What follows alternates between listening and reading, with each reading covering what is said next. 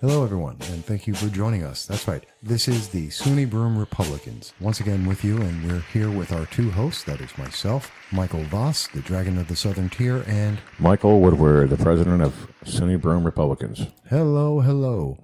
And I hope that everyone's had a great Thanksgiving. We're taping this show on Saturday. That is November 25th. It's 2 days after Thanksgiving, and I hope everyone's had a good holiday. How was yours, Mike? Oh, mine was wonderful. Very, very festive. We had a nice bird, nice dinner. Well, you were there. Yes, I was. And it was a good dinner. It was a really nice meal and a good day to relax and enjoy. Absolutely. Absolutely. Well, it's always a good day for family, for friends. And what are we thankful for? Well, everything in the nation, that's for sure. Isn't that the truth? And actually, speaking about Thanksgiving, that actually brings me to a thought I wanted to bring up. One of the conversations that I had over Thanksgiving, I was speaking with someone, and they brought up some very interesting questions. Because I've been involved in politics for over a decade now, every so often people will just come up and they ask me questions about this, that, and the other. And one of the questions, and it was actually a very involved conversation, that was discussing, well, two parts to it. Politicians, why are they not being accountable to the people? Isn't that interesting? And the other part is people just don't know. Correct. It's unfortunate. So let's deal with the first part first. Okay. Which is, are politicians being accountable? And that's something I hear from a lot of people, different age groups, especially those who are younger, maybe like fellow students of yours. Oh, yes, very much so. Over at SUNY Broome. And a lot of them say, well, why aren't politicians responding to my wishes, the things that I think are important? Why are they making the votes they make? And to that, I do know a reason why. Do you know what it is, Mike? Isn't that it? Well, I would have to say the lack of voting or the lack of voters coming out. It has a lot to do with that, but it's not entirely just that. And have you heard people say this before? Oh, yeah, unfortunately, I've heard so many people go, well, my vote is just one vote. You know, why does it count? However, they don't think that if many, many people have the same thought, what happens? They don't count. They don't exist. They don't care. Well, I always hear it as, my vote doesn't matter, so why make it? Right. And I've heard that from young people, old people, people all over. I'm sure there's many of the SUNY Broome students have probably heard that as well. Don't vote. Why bother? Your vote doesn't matter. To that, I have a very simple answer. It's an equation that I believe most politicians follow. And you've heard me talk about Yes, this I before. have. Now, it's the rule of 10, 4, 2, and 1. A little bit long, but it's easy. Very 10, simple. 4, 2, and 1. Yes. There's any vote, there is a potential of having 100%, which I say is 10. Real simple. There's 10 people that can vote for whatever election, doesn't matter what it is. On average, in any election, pretty much anywhere in the nation, the average is that 6 out of 10 of those people will not vote. 6 out of 10. 6 out of 10. So That's like 60%. yes, Oh, my God. that's exactly 60%. Yes. And it's pretty consistent since about 1958 that throughout the nation, except for election years, where it becomes 5 out of 10, but on average, it's about 6 people out of 10 don't care, don't vote for whatever reason. This is where it gets interesting. Now, the first thing to understand about that is if you're one of those people who are in that 6 out of 10 because you didn't vote, whatever it is you believe, doesn't matter what it is, whether it's Republican, Democrat, whether it's Libertarian, Conservative, whether it's good idea, bad idea, whatever it is you may believe. That is correct, too. Doesn't matter. Yeah. It suddenly, you don't count. Because you did not vote, instantly, no one's listening to you. No politicians are listening. No candidates are listening. No one cares because you don't vote. That's sad. Well, it's true. True, though. It's a fact. You don't matter because you don't vote. So you have no influence on the candidates, the elected officials, the decision makers. You have no impact on them because you don't vote. If I'm not mistaken, wasn't it, was it Whitney Point, the mayoral or something out there I think it was last year or the last election. It was the decision was like 3 votes or something of that nature. Last year. Yeah. So evidently. And it was 1 vote. Was it 1 vote? It was 1 vote. So I guess the 1 vote counted, didn't it? Yeah, it did. Yeah. But the thing is that 6 out of 10 people didn't vote in that election. And so 6 of them don't matter. Yeah. So they're gone. So there's your first number. Right. Now you got 4 people who are left. Out of those 4 people, 2 of them are down the line voters, which means they vote Republican or Democrat or independent or whatever it is, but they vote everyone on that line. So they vote their ticket regardless of what's going on. Right. You could have Mickey Mouse, you could have a dog, you could have an empty seat. They'll vote if it's Democrat, if it's Republican, whatever it is, they vote down that line. Doesn't matter who's on it. And usually they don't even know. They just vote. This is the party. That's all they vote. That's about 25%. Wow. And that's pretty consistent in any election, almost any candidate, almost anywhere in the nation. It's pretty consistently 25% of each party, of the 2 big parties, Republicans and Democrats. About 25% are down the line voters. So every candidate walks in the door with 25%. Right. That is very, very true. Yeah. So on average, and that's on average, but for the way I do it is, okay, that's 2 more people. They don't count. Right. Because no matter whether you do a good job, bad job, no matter what, those 2 people are going to always vote for you no matter what. Right. Being Republican, being Democrat, being independent, libertarian, whatever. Whatever they are, that's what they're going to do regardless, period. Regardless. It could be the best person, worst person, doesn't matter. Right. Okay. So that's right now 8 out of 10 people, and their ideas, their beliefs, their interests are completely useless. Yeah, it's true. They're gone. They don't matter because they've made themselves not matter. That is true. That means there's only 2 people politicians are paying attention to. Those 2 people are both donors to whatever party line. Now, of those people, one is making a $25 donation. The other is making a $2,500 donation. Which one do you think gets the attention of the politician or candidate? Let me think here. Some quick math. I don't know. The guy that's making a $2,500 donation, I would think I would pay attention to. That's going to be the first one because, you got to do advertising. You still got to, there's still independents out there that, they vote too. So these numbers, there's some fungibility in there. Yeah. There's that, they use the advertising, let people know they got to pay for the pamphlets and the staff and all the rest of all the things that go in an election. $2,500. And they have another campaign, a re-election or the next try, whatever it is, that they got to raise money for too. Which means that now, during that whole 4-year or 2-year period that they're in office, they have to pay attention to that $2,500 donation, basically, or the person that made it.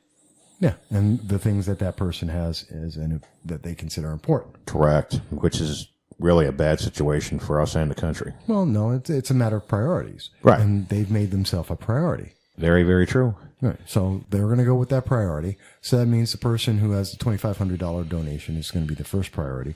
And eventually, the person who's the second priority is the one who's making the $25 donation. Then the third priority would be the party line voters.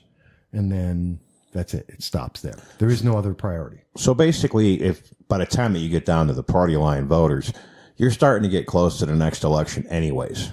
Maybe. Yeah. Not necessarily. I mean, it doesn't quite work like that. The thing is that's the way people vote. Now, when you say my vote doesn't matter, what you're saying is I'm part of the 60% that are discounted, that don't matter, that no one pays attention to because no one cares. And they don't have to pay attention to them. Because you don't vote. So whether you're happy, whether you're upset, doesn't matter. You don't vote. So if you're upset, who cares? If you're happy, who cares? You don't vote. You don't have a voice. You don't change anything. You're not important. That is very true and unfortunate. Yeah. So that's why I say it's the 10-4-2-1. That's the order of priorities. That's how they whittle out who's important in an election. Right. And most people today say, well, I don't want to vote because it doesn't count. And they're automatically putting themselves in a category that says, well, we don't have to listen to you.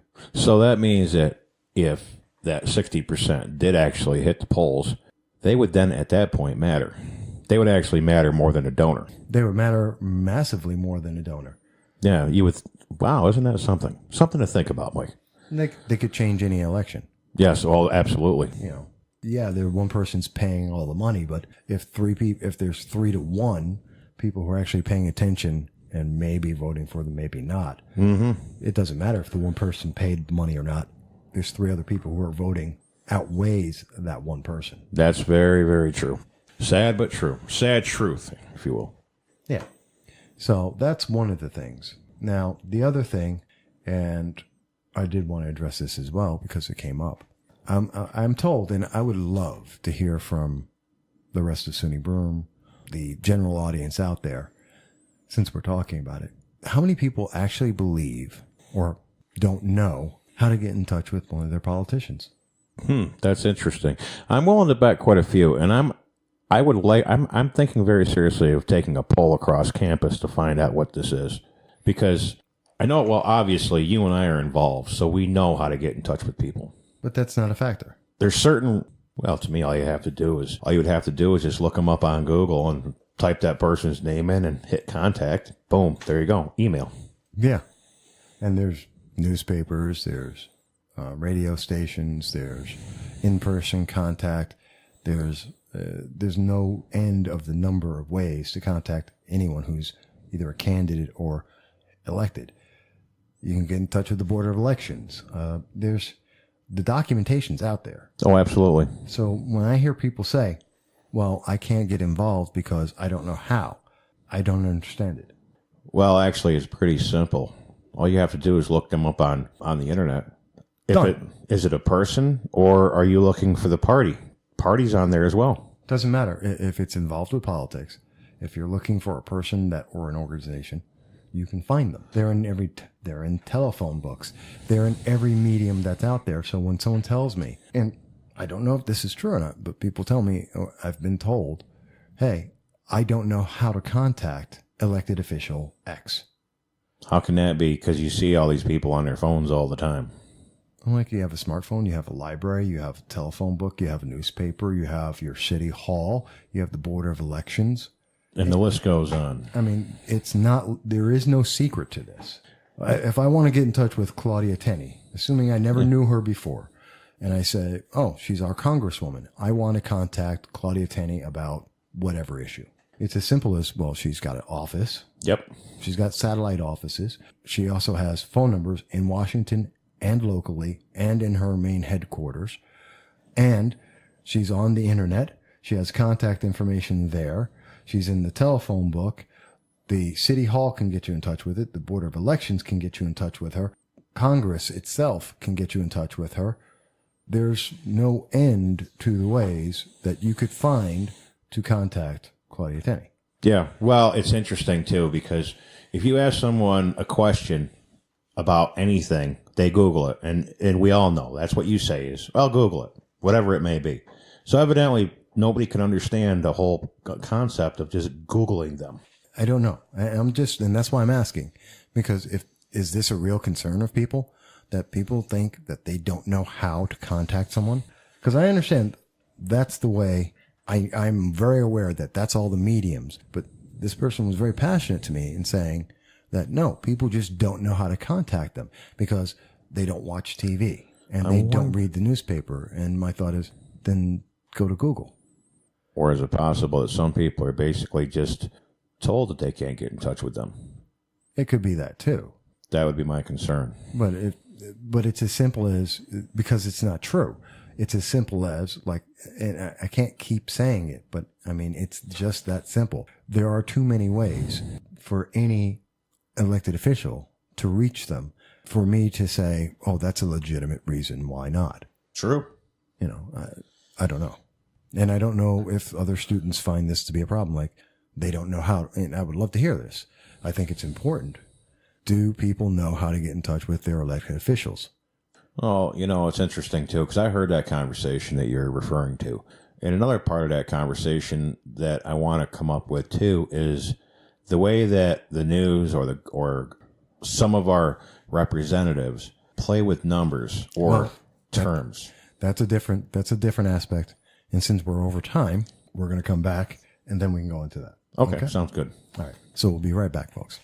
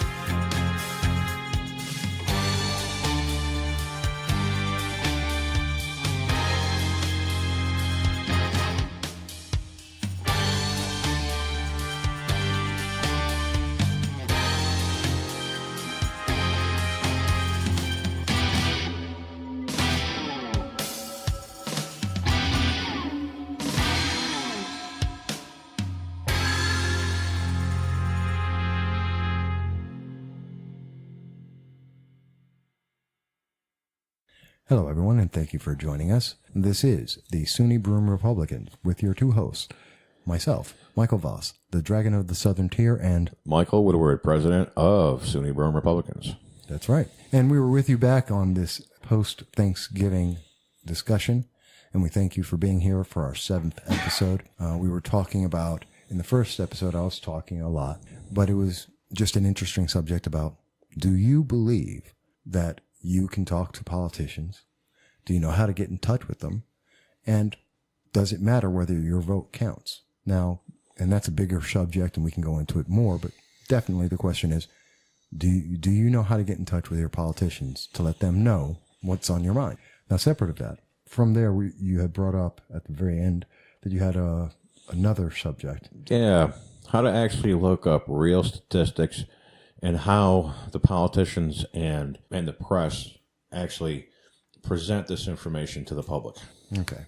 And I remember, because that was a part of a conversation that was being had, an individual brought up, and we were both there at the same time, an individual brought up a question about gun control. Yes. And one of the big questions about it was, well, it's so bad, it's gotten so terrible nowadays, we need to have these laws to protect us. That's the statement. And my answer was, that's a farce. It's Absolutely. A lie. It's a lie. And they said, well, what do you mean? I said, well, let's look at the SAFE Act as an example. Well, no, let's seriously look at it, because it's supposed to make the students at SUNY Broome safer. It's supposed to make our families at home safer. If you're in New York State, you're supposed to be safer because of the SAFE Act. Correct. Because people with a pistol grip are no longer able to have that firearm. People who have a bayonet setting on their rifle can no longer use it, because assault rifles, semi-automatic rifles, are by and large, to a large degree, if they have a certain look to them, are banned in the state. That is correct, unless you're grandfathered in. Sort of. That doesn't always apply. But that's right. The idea behind it, and that's going to make people safer, because they're going to restrict this and it's illegal. And they point to a lot of different things to say, well, now you're safer. Well, one of the things they point to is the number of people who die. This is going to reduce the number of people who die because they love to quote the number of people who die from guns. Except they don't. No, never do. Well, here's the thing that they do. There was an increase in the number of people who died and I'm going to be exact here, in New York State, as an example. They're going to tell you that the number of people who died due to a rifle, were shot and murdered with a rifle, increased by 100% in 2016 versus 2015. True. The number doubled. There's twice as many people who died because of rifles in New York State. And we need to make you safer. That's what they'll say. My question is, what's the actual number? Well, see, that's the whole point. There's the thing. What they won't tell you is the number went from 1 in 2015 to 2 in 2016.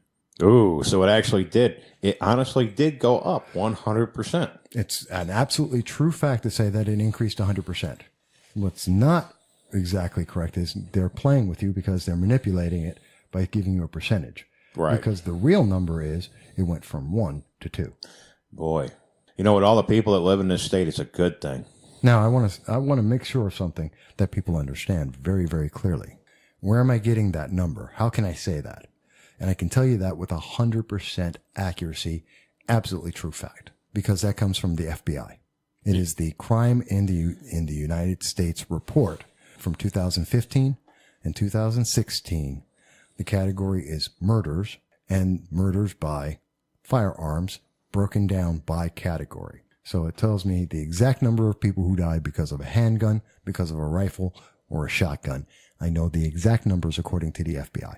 Doesn't get much simpler than that. And I am quoting 2015 FBI U.S. crime in the USA data from their report is in New York State, 1 death due to a rifle, 2 deaths due to a rifle in 2016. It's a 100% increase, but the reality is you're not likely to get killed by a rifle. And if you don't want to believe the FBI, there's also something called the GIVE report, which you mentioned last night. Mm-hmm. And I never knew that this specific report even existed. 17 metropolitan cities across New York State reporting on violence and crime. Yep, and deaths. Mm-hmm. Interesting. And this covers from 2007 right up to 2016. Yeah, there's a bunch of data, but here's the point is that all the data that you could look up, it's all going to say the same thing, which is, and this goes to the point you were making, politicians won't tell you the reality. They'll give you the numbers they like. They will give you percentages. They'll say, oh, it's so bad. It's so terrible. It's so horrible. They say New York it's so bad in New York. It's so terrible in New York. What they leave out is New York is nothing compared to Chicago. California is nothing. The state of New York, the state of California is nothing compared to Chicago. But yet you don't hear about Chicago. You looked up the numbers on Chicago. Yeah, the numbers were, what is it? Well, if we want to go with percentages, they had 22% of the nation's murders, which is kind of interesting. 3,000 people, what is it, like 3,400 killed? According to the FBI, it would be about 3,400, yeah. Isn't that interesting? Now, why isn't that being talked about? Well, I don't know. There's a thing that really gets to me. When you listen to this, everyone's talking about, well, we need to make the nation safer. We need to pass laws like SAFE Act and the 32 regulations from President Obama as an executive order and all these requirements, except none of them, not one, will make someone safer because they don't apply to criminals. They don't apply. Well, wait a minute. They're criminals, so why would they care to begin with? Well, there's your first problem right there. Yeah, exactly. You're legislating to people who break legislation. So here's your first problem, but it gets even worse because the simple answer is that the data shows us that it doesn't work. The strongest gun restriction legislation in the world, in the United States, I should say, is in Chicago. And they have 22% of all the gun murders in the nation. Not only that, to buy any kind of gun whatsoever in Chicago, you have to have what's called a FOIL license. And that's a firearm. It's basically a firearm license, a license to actually own it. And that's pistol, that's also shotgun, rifle, whatever. Long gun, pistol, whatever you want. Now, the issue with that is how hard is that making it for the common citizen to be able to actually exercise their Second Amendment right just to own a firearm? Well, the point is that they can't. Exactly. You're not supposed to. The state police in Chicago decide who can and who cannot have. In other words, the government decides who can and who cannot have a firearm in the state of Illinois. Well, that's the thing. And there's my point about this. If someone were to tell you the honest truth, that the number of people who die from rifles is a statistically small number, not just statistically wrong, but it is a statistical rounding error. When two people, True. Just in New York City alone, you're talking about roughly 20 million people. Just in upstate New York, except without New York City itself, there's another 14 million people. You're talking about in the county of Broome, there's 180,000 people. In the city of Binghamton, there's 41,000 people.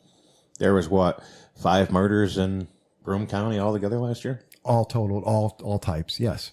Ooh.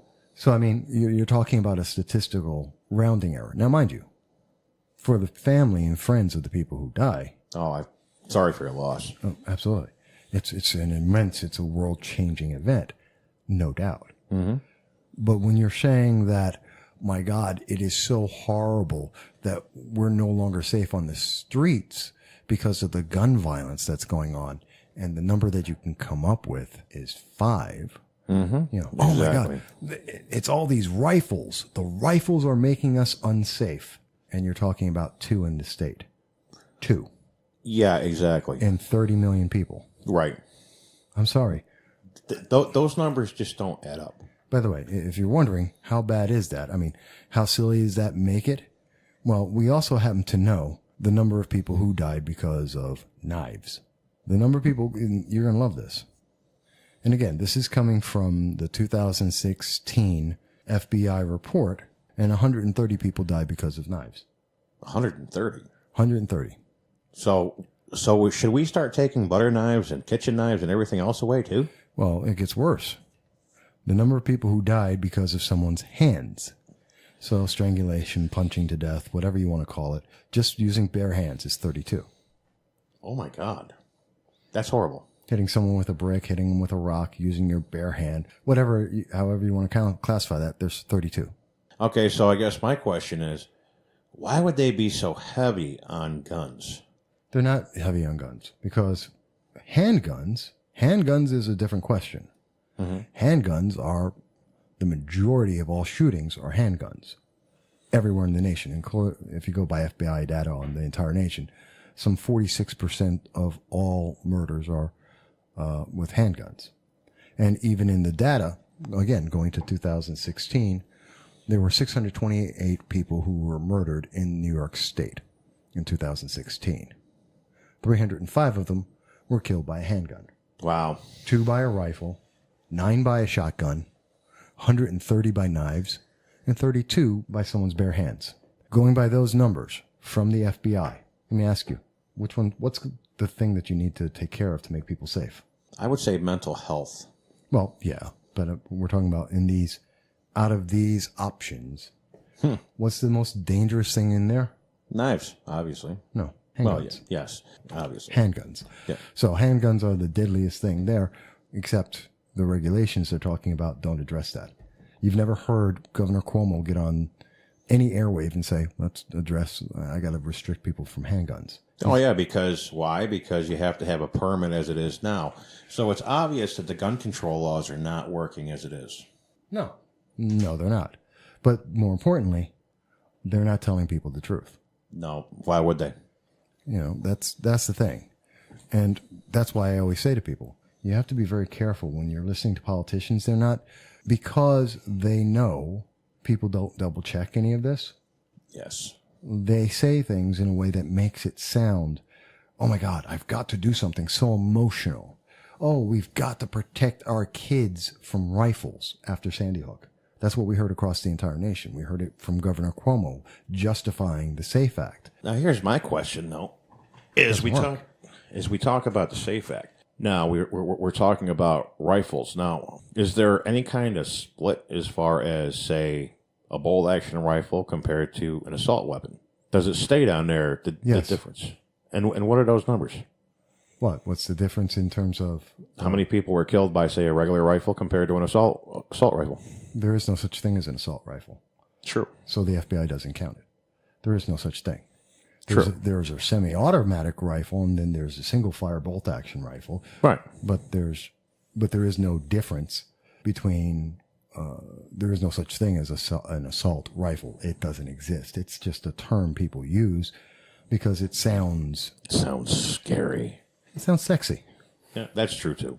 That's, it's like in movies.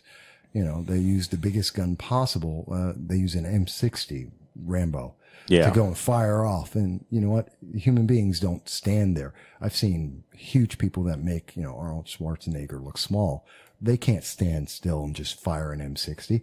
It's with blanks in it. It's going to knock you down or push you back because it's a big anti-tank weapon. It's usually mounted onto trucks because it's a big, heavy weapon and it will push you around.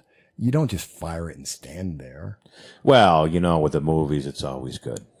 Well, that's why it's a movie. Yeah, that's true. But again, it's the sex appeal of it. Very true. It sounds assault weapon. Ooh. How mysterious. Yes, very true. And it's the same thing as 100%. True. That sounds so massive. Yeah, it went from 1 to 2. Very, very true. Can't say it didn't double. It's a true statement. It is a true statement. But it has nothing to do with the reality. Exactly. And that makes all the difference right there. It's not part of reality. They're misrepresenting it by telling people a part of a fact. Well, it makes it look better for what their agenda is. Exactly. So, that's why I get upset by it. Another thing about gun control laws is, especially when you look at New York City compared to upstate New York, there's a massive difference between the laws between the two. And I'd love to know why that is. Because downstate New York City has more control. Very true. They have more politicians, and they have more politicians with more money, and they have more power. True. But unfortunately, the people that are down there, and these are people that obviously do need a firearm for their own protection and are denied their Second Amendment right. Unless, of course, they want to pay out the money that a lot of them don't have. True. And that's a problem. Yeah.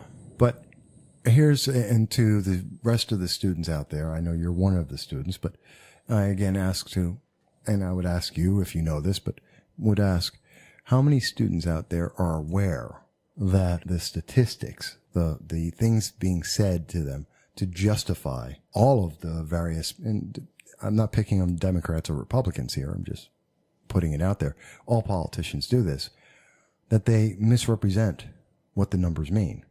They misquote them. They use percentages because the actual numbers are so abysmal, it doesn't justify it. Like, if you were looking at the number of people who would be helped by having the minimum wage raised versus the total number of people who are going to be harmed by it. Well, the answer is the overwhelming majority of people are going to be hurt by that. Yes. Because of all of its consequences versus the number of people who be helped. Seattle's a great example of that. Oh, yes. Yes. I think they raised it up to $15 an hour, and it worked for about a year. They did. And then the consequences kicked in. Yep. The consequences of everything going up. Yeah. They lost 30% of their restaurants and another 15% of all their businesses closed because, well, they couldn't afford it anymore. And the poor ended up in a worse situation because all the costs of everything doubled. Yeah, to make up the difference of paying those employees. So, there's your balance right there. A very small group of people.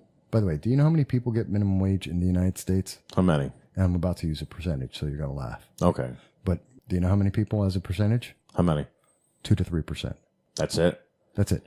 2 to 3% of the entire population of the United States, 320 million people, 151 million people working, approximately 2 to 3% fluctuates year by year. Approximately 2 to 3% per year of that total are on minimum wage. That's it. That's it. What's the actual number? I have to look that up. I don't have it in front of me right this second. Okay, so when they raise minimum wage nationwide, 2% of the people, which they may or may not need it, I'm sure that they need it. But what happens when they lose their job because of a kiosk going in or whatever? Now it's going to make things even worse for them. They're going to be in a worse situation all the way around. And if they go back on welfare, this also affects taxpayers because they're going to have to up the welfare costs as well. Well, that's why 51% of the nation gets government aid. Yeah, exactly. It's just interesting when you start looking at the actual numbers and you're looking at the actual figures.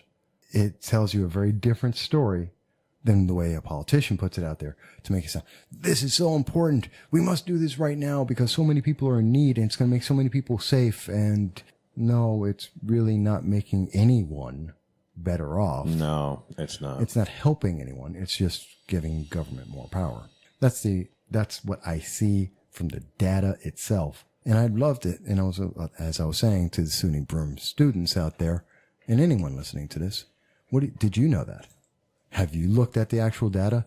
Did you know that what they're talking about is so minuscule that the number of people who die in New York State from rifles is so small that it wouldn't make up a classroom in any part of the country, in anywhere?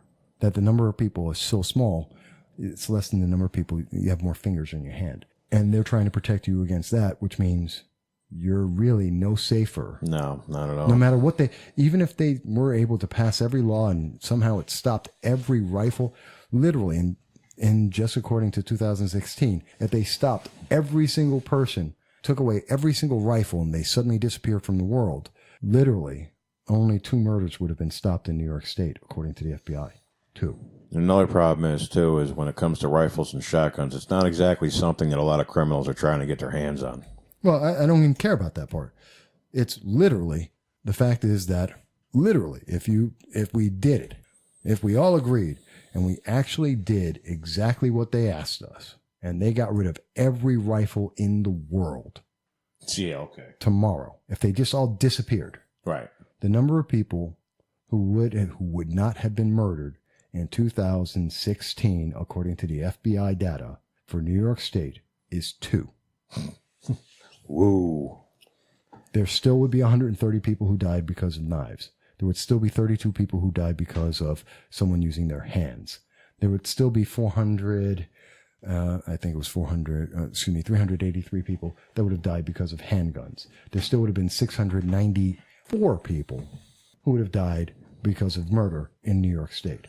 And 68 people a day die because of a drunk driver. Well, there you go. So, I mean, it doesn't change anything. No. You're not safer because of the rifles. The rifles aren't the problem. No, it's not. But if you listen to the wording, that makes all the difference. Taking away the rifles will make everyone safe, except empirically, it's not true. Yeah, nothing's going to change. Yeah. But of course, we are once again over time. So we're going to take another break, and then we'll come back with our third part. Be right back, folks.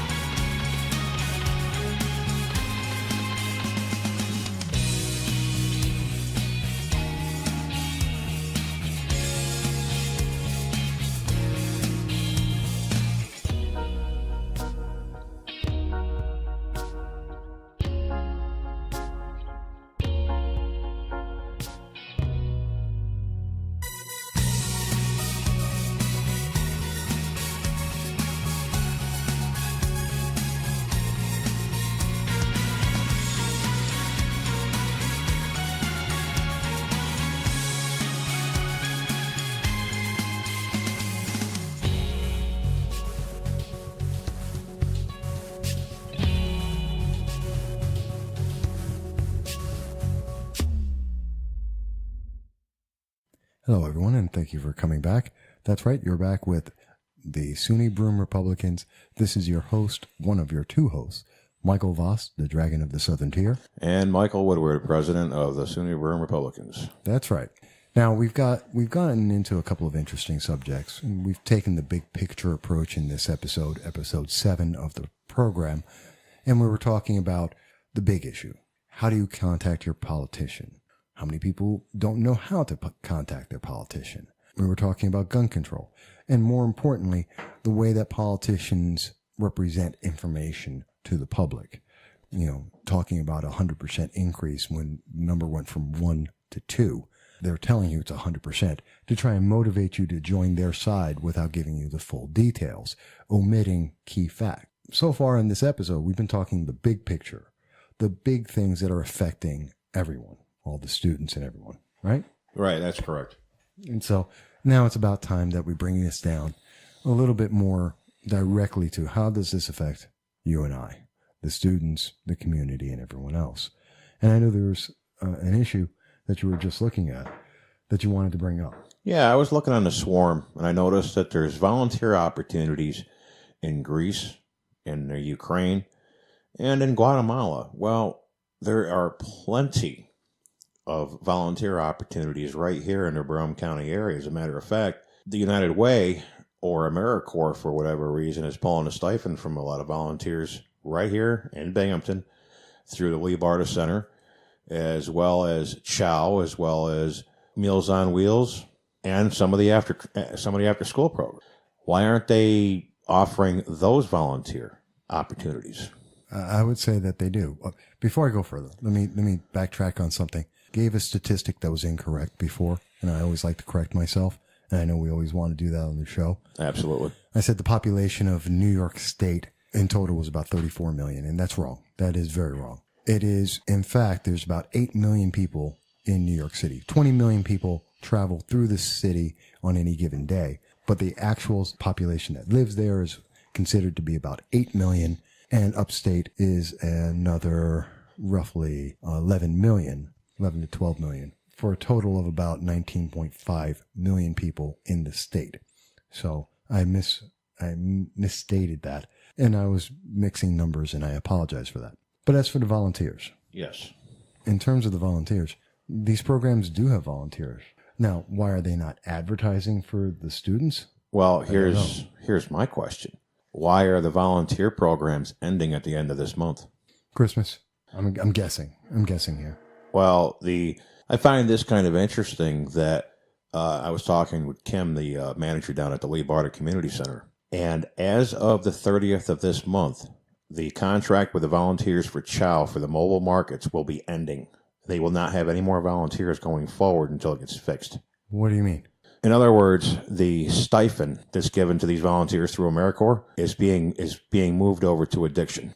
So the local community, Broome County funding, correct, for CHOW has been taken away. Yes. And that money who did that? That's the question that I cannot find out. I've asked, and everybody keeps blaming, of course they're blaming Claudia Tenney, but she has nothing to do with this. That's not federal. We're talking about state funding. Correct. Isn't that interesting? Well, no, I'm very curious. Congress has nothing to do with it. They don't approve that. So CHOW is that money, unless I'm very mistaken, which I do not know how I'm not, that's run by, and the money is allocated by the state, whether it's the state government or the local state government, it's state. So it's either on the county level or it's on. Correct. Now, before I forget, and I just want to correct you on this, it's not the entire CHOW program. The mobile markets are going to be affected. Now, these are the small markets that they put into places like the Lupardo Center and other community centers as well. Now, the city of Binghamton did hire someone for the CHOW bus that goes to the Binghamton Plaza. Okay. So the city is, so we would have to presume it's not the city doing this because the city's adding to the program. That is correct. Okay, so it's not the city of Binghamton. That leaves us with the state. That is correct. Okay, so on the state level, there's 3 people that I can think of that would be involved. It's either Assemblywoman Donna Lupardo, it's State Senator Fred Akshar or it's County Executive Jason Garnar that would have the ability to take the money from chow, which feeds students as well as the community, and make sure that they have vegetables and food, and would take that away to put it into another program. Well, it's kind of interesting that you say that, too, because Anthony Brindisi, he's running for Congress, was at SUNY Broome, and when he spoke, when we went to questions, I asked him about this whole thing. He had no answer for me on that. Now, Harris Weiss, which is a legislative aide for Donna Lupardo, told me, he says, well, it's on the radar. What does that mean? Exactly. I said, so what are you doing about it? Well, it's on the radar. What does that mean? Exactly. I didn't get an answer from him either. All he said is it's on the radar. Okay, so Assemblywoman Donna Lupardo's office is aware that funding for chow has been removed. That is correct. But she has no idea. I didn't talk to her directly, as I said, but... No, I said her office. Yeah, her office obviously knows what's going on. And in the process of this, the 30th is how many days away? November 30th? Yeah. It's exactly 5 days away. Right. So we have... So between now and the next 5 days, what's going to happen? What's going to be corrected? Is it going to be corrected? I don't know that it can. Exactly. The money's already been allocated. Exactly. Now... Wait, I'm lost here. And students should be in an uproar right now because there are students who are no longer going to be able to get food because the money has been removed. So if I'm understanding you correctly, people are going to not be able to be fed. That is correct. That's students, that's families, that's kids are not going to be able to be fed. You know, worst case scenario, that's going to be a lot less areas that people are going to be able to go to, because my question is how many AmeriCorps volunteers are actually involved? How many facilities do they run? Do they work in the warehouse? Do they work on actually collection? Well, no, I'm still stuck on this. Before we go to another subject, because maybe I think they're separate. But my thing is, chow is having funding removed, and people will go hungry as a consequence of that. I mean, that's why they have chow. Exactly. Is because people are hungry. And so they're taking away food from people who need it. And we don't know who in the state government. There's only 3 people. One of those 3 are doing it. Right. And we know of at least 2, Assemblyman Anthony Brindisi and Assemblywoman Donna Lupardo. Him directly and her office are completely lost on this. Yes, and why am I not? I don't understand why this Harris couldn't have given me a straight answer other than it's on our radar. Well, it's on our radar. I don't know what that means. I don't even understand what that concept. That means that they know that the money's been pulled. Does that mean they know there's an answer? Does that mean that there's something being worked on it? Does it mean that the funding is actually going to go in? I don't know what on the radar. On the radar for what? What radar? Radar for what? To be fixed? To know it's a problem? To know that people are going to go hungry? Exactly. And that part of it wasn't mentioned. And with that being said, what about the after school programs that some of these young students, like in elementary school, depend on? Maybe mom and dad both work 2 jobs, or a single mother that's working 2 jobs that depends on that after school program, so she doesn't have to pay daycare. Well, that's a different thing. It's all looped in together in the same program. Okay, so the money for chow is the money for after school. Yes. So what's the name of the program? See, that's another thing. Nobody's mentioning to me what the name of it is. All I've been told is that the company that handles the volunteers is AmeriCorps. Okay, so AmeriCorps handles the volunteers for chow and for after school. And United Way. Mm-hmm. Okay. So AmeriCorps does all of that. Yes. Or at least a good portion. Okay. And because AmeriCorps isn't getting money, so AmeriCorps is the problem. That is, I would say yes. So AmeriCorps, what is AmeriCorps? I've looked them up, and it's a company that basically gives stipends out to students and sends them out to volunteers. So they're not really volunteers, are they? Wait a minute. AmeriCorps gives students stipends to do How?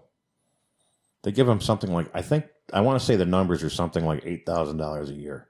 Okay, so where are they getting their money from? Supposedly their money comes from the federal government. Okay, so they're a quasi-governmental agency. Correct. So they're, or their government agency. Mm-hmm. So again, so that brings it back to government. So government took the money away. Right, that is correct. Now, I have two concerns on top of everything else. One is, what's a month away? Christmas. Yeah. So is it possible that this is nothing but purely political? Maybe. It's the only thing that makes sense. I can't see how they only had money. Now, by the way, my source for this comes from the Lupardo Center.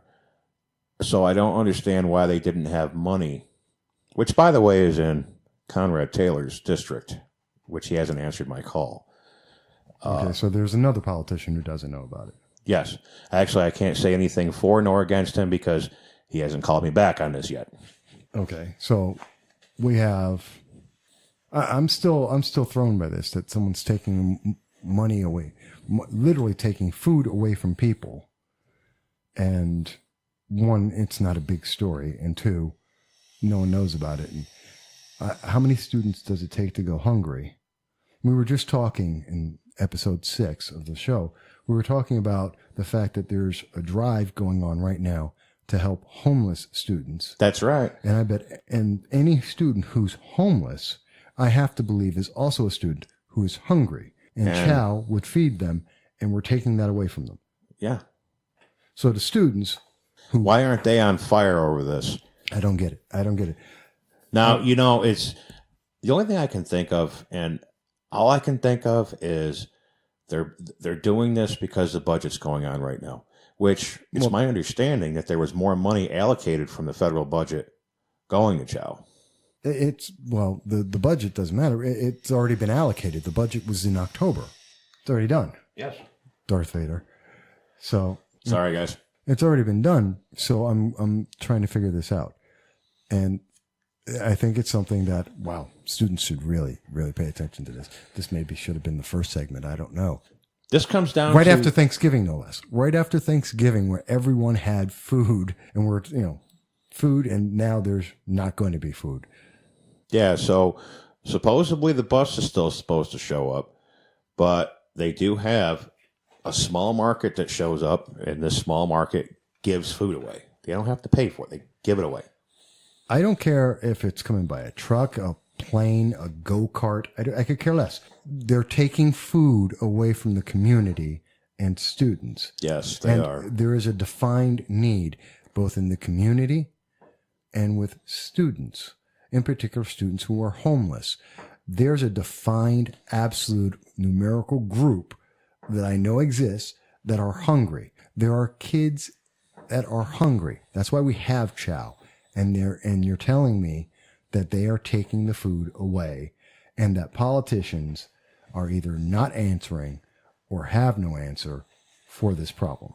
Or there's just something we're not being told. What do you mean?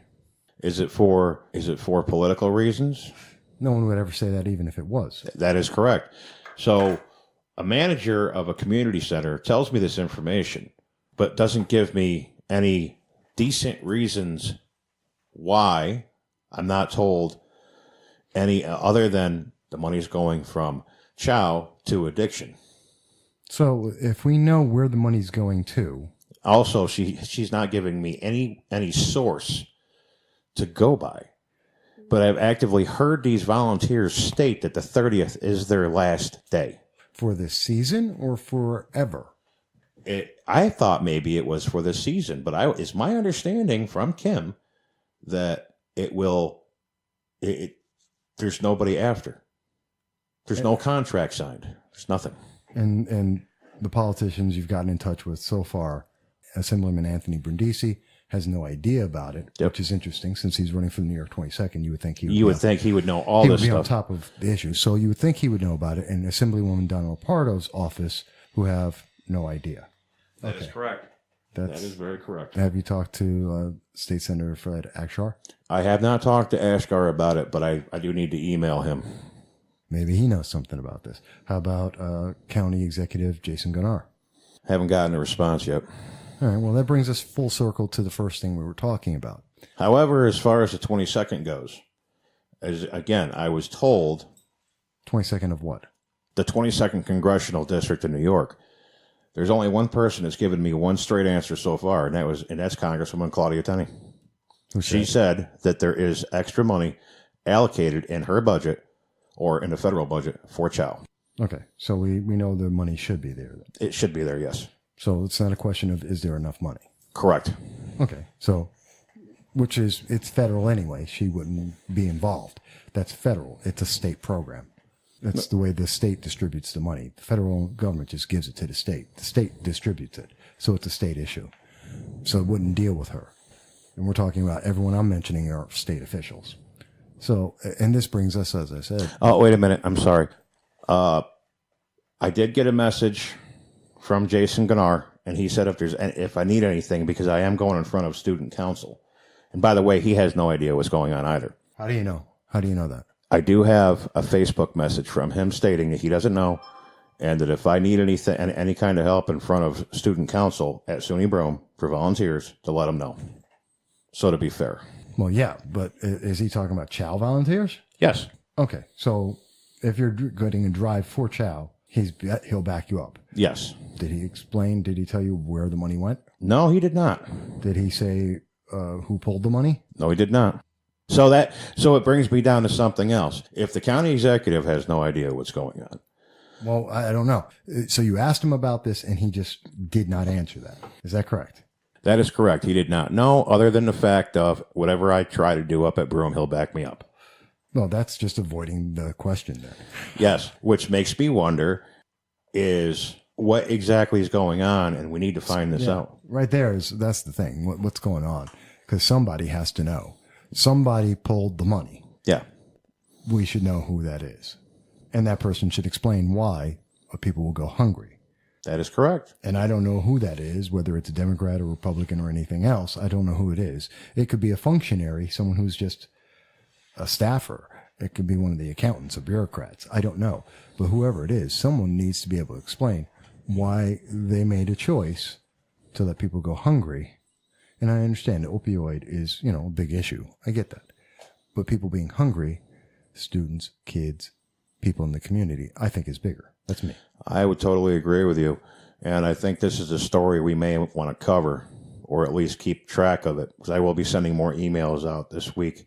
And I will be contacting Akshar's office to find out, because if there's something that's going on that shouldn't be, somebody needs to be held accountable. I would think so. Big time. Are we sure we got it all now? Yeah, we got it all now. Okay. Sorry, I'm a little tired after Thanksgiving and everything else. It's been a rough week. I understand that. I do. So for people who are interested, this brings us to the first thing we were talking about with Darth Vader in the background. The first thing what we were talking about is how do you get in touch with these politicians? So I mentioned that's Assemblywoman Donna Lupardo's office. That is Assemblyman Anthony Brindisi's office, State Senator Fred Akshar, County Executive Jason Garnar. These are the individuals that will be involved in a decision about the funding locally for chow and whether or not you have that ability to get that food. And if you want to know more, I would advise get on Google, look up their names and contact. And all you have to do is put in, say, Assemblyman Anthony Brindisi contact or Assemblywoman Donna Lupardo contact. They'll give you their contact information, and I would definitely strongly suggest send them a letter saying, why is it that it sounds like chow is going to not be able to give people in need food? Students, kids, families. It's a simple question, and get an answer. See what they say. Even if it's just the mobile markets only that's being affected, I mean, that could be huge for someone that needs it, that actually works. Just that extra meal that they might be able to pick up might be the difference. It absolutely. It could be huge, and it affects people. So with that being said, we're way over time. That'll be episode 7. Yes.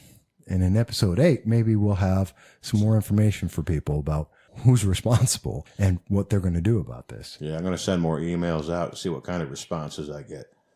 It will be interesting to see what kind of response we get on that, because that somebody has to answer. Yeah, somebody needs to answer, and then not only that, and all the students that are listening, if need be, we can provide the contact information. I can do that on my Facebook page. You can go to Google. Go to Google. But yes, put it on the Facebook page. But I mean, it's on Google. Yeah, I mean, this needs to be fixed, and here we are a week out. Something needs to change. Something big needs to change. It's too much. I totally agree. All right, and we'll include some of the contact information on the podcast, in the information on the podcast, so people have that. We'll definitely do that. We're going to end this episode. We thank you for listening, and hopefully it's been informative, it's been interesting, and as always, if you have something, email us. You can send a tweet to... Yes, SUNY Broome GOP. Okay, and there's the Facebook page. SUNY Broome Republicans on Facebook. And on email? Which is WOODWARD@acad.sunybroome.com. You got to help me. Send him an email and ask him to get a shorter email. Really, folks. Need a shorter email. Pet peeve of mine. Got to get it. All right. But with that said, I hope everyone had a great Thanksgiving. I hope this has been an interesting episode for you guys. And also a festive holiday season. Everyone have a good Christmas. So we'll talk to you again next week. Look forward to it.